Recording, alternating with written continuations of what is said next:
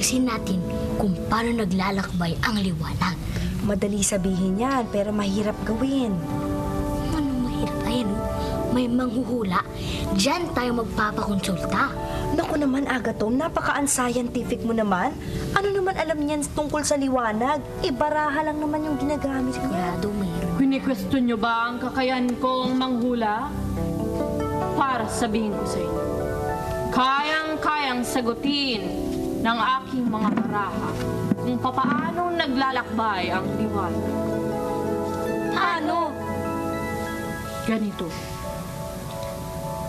Ang ilaw, dito manggagaling ang liwanag. Ang liwanag na magsasagot sa inyong mga katanungan. Unang hakbang, kailangang may butas ang mga baraha.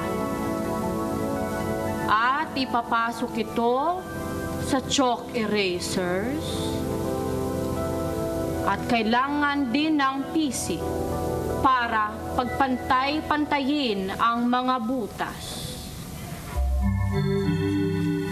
Ayan.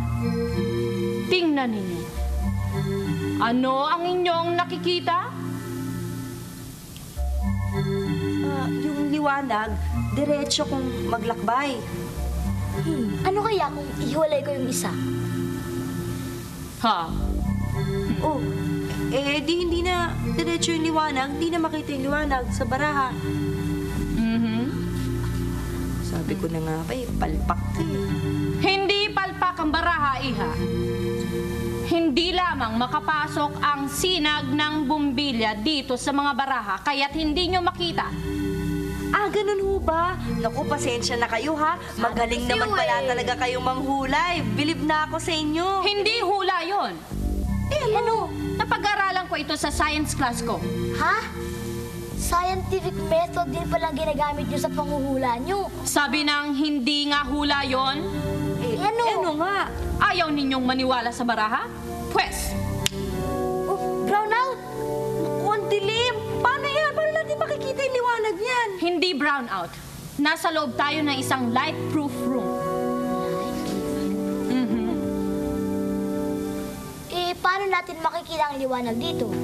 Kahit sa dilim ay makikita mo ang liwanag. Liwanag sa dilim? Ang labo nyo naman. Hindi malabo yan kung tayo'y mag-e-eksperimento. Sa ating eksperimento, gagawa tayo ng butas sa kwarto na maaaring pasukan ng ilaw. Gagamit ako ng 2 spotlights. Berdeng spotlight sa taas at pula naman sa baba.